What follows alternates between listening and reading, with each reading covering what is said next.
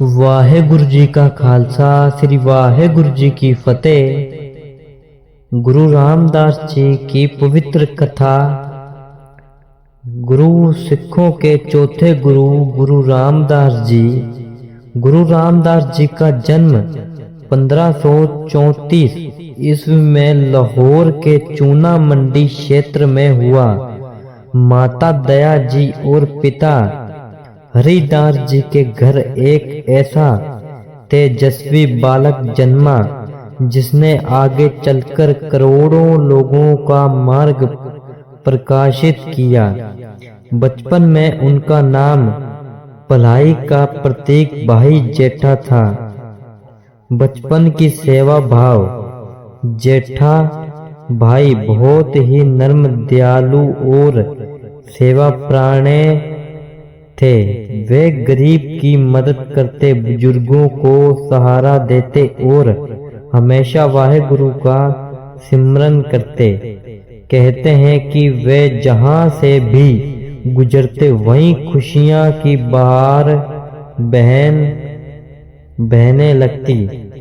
एक बार वे कुछ संतों के साथ लंगर सेवा करते हुए अमृतसर की ओर पहुंचे, जहां उनका जीवन बदलने वाला था। गुरु रामदास जी से भेंट।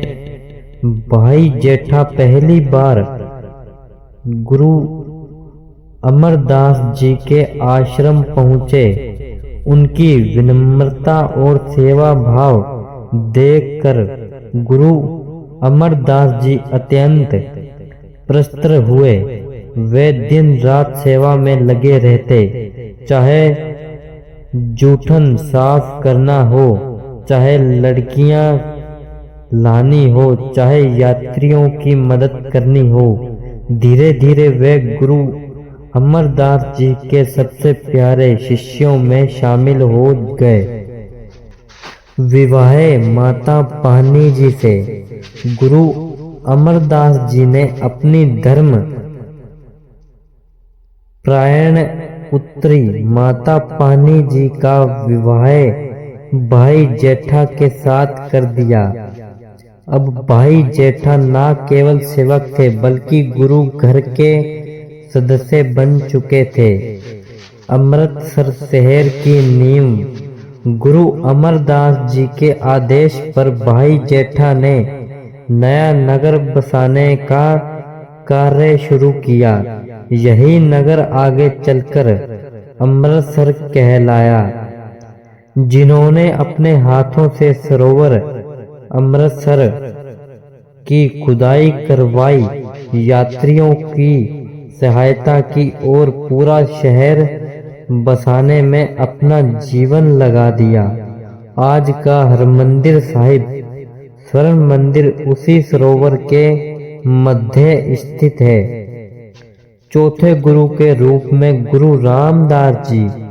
गुरु रामदास जी ने भाई जेठा को गुरु गद्दी सौंपी और उन्हें नया नाम दिया गुरु रामदास जी, जिसका अर्थ है परमात्मा का सेवक, प्रभु का दास। विनम्रता और कीर्तन का स्वरूप। गुरु रामदास जी अत्यंत नर्म थे। उनका जीवन पूरी तरह शक्ति, सेवा और प्रेम से भरा हुआ था। उन्होंने गुरु ग्रंथ साहिब में शामिल लगभग 688 शब्द रचे, जिनमें विवाह के अलावा भी है, जो आज हर सिख विवाह में गाए जाते हैं। स्वर्ण मंदिर हरमंदिर साहिब का निर्माण। गुरु रामदास जी ने अमृतसर के मध्य स्थान पर एक गुरुद्वारा बनाने का काम शुरू किया।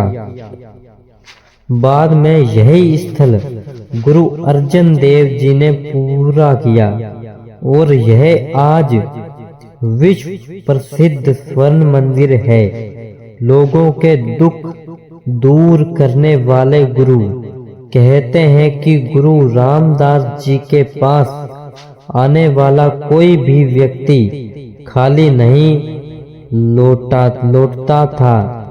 यदि कोई दुखी, बीमार या परेशान होता, गुरु जी के शब्द उसे शांति और आशीर्वाद प्रदान करते।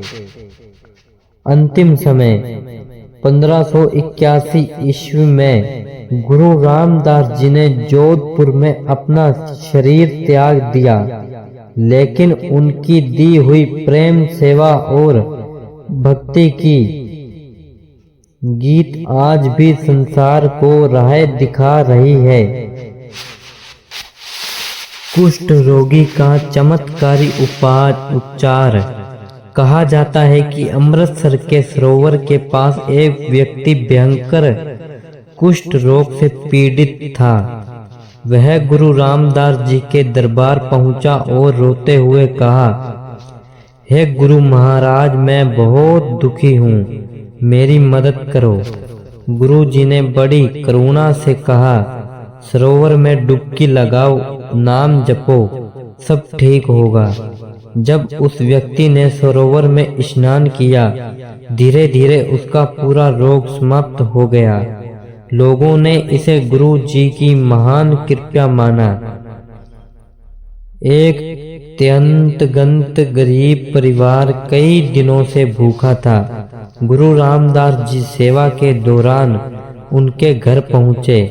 कहते हैं उसी घर उनके छोटे से मिट्टी के बर्तन में अचानक अत्र भर गया और पूरा घर खुशहाल हो गया।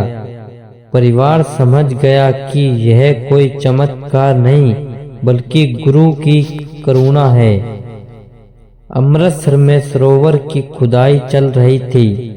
अचानक तेज वर्षा होने लगी और काम रुक गया। लोग निराश हुए। गुरु रामदास जी ने आसमान की ओर देखा और बोले, वाहेगुरु, यह सेवा तेरी है, वर्षा शांत कर दे। क्षण भर में बारिश रुक गई और काम फिर शुरू हो गया। सेवादारों ने इसे गुरु की आध्यात्मिक शक्ति माना। अमृतसर क्षेत्र में पहले पानी की बड़ी कमी थी। सरोवर के लिए खुदाई करने के बाद अचानक वहां से मीठा जल निकल आया। कई लोग इसे गुरु रामदास जी की कृपा मानते हैं, क्योंकि जमीन पहले पूरी तरह सूखी थी। आज वह जल अमृत सरोवर का पवित्र पानी विश्व भर में लोग श्रद्धा से पीते हैं। एक व्यापारी बार बार व्यापार में नुकसान झेल रहा था। निराश होकर वह गुरु रामदास जी के चरणों में आया। गुरु जी ने उसे कहा, सच्चे मन से कमाओ, किसी का हक मत मारो और नीत वाहेगुरु का नाम जपो। कुछ ही समय बाद उसका व्यापार फिर से फलने फूलने लगा। व्यापारी इसे गुरु रामदास जी का आशीर्वाद की शक्ति मानता था। एक व्यक्ति गुरु रामदास जी की आलोचना करता था। एक दिन वह गंभीर बीमार हो ग्रस्त हो गया। वह गुरु जी के पास पहुंचा। गुरु जी ने कहा, निंदक भी मेरा प्यारा है, उसका भी कल्याण होना चाहिए। गुरु जी के स्पर्श से वह स्वस्थ हो गया। इसके बाद उसने अपना पूरा जीवन सेवा और नाम सिमरन में लगा दिया। एक दंपति आपस में निरंतर झगड़ते रहते थे। वह गुरु रामदास जी के पास आए। गुरु जी ने उन्हें लावा बाणी का अर्थ समझाया कि विवाह प्रेम, त्याग और एक दूसरे का सम्मान है। कुछ ही दिनों में उनके घर में शांति और प्रेम लौट आया। लोग इसे भी गुरु जी की कृपा कहते हैं। गुरु जी का हर चमत्कार उनके सेवा, प्रेम, विनम्रता और नाम सिमरन का आधारित था। वह कहते थे, जो सच्चा प्रेम करता है और नाम जपता है उनके सारे दुख दूर हो जाते हैं। वाहेगुरु जी का खालसा, श्री वाहेगुरु जी की फतेह।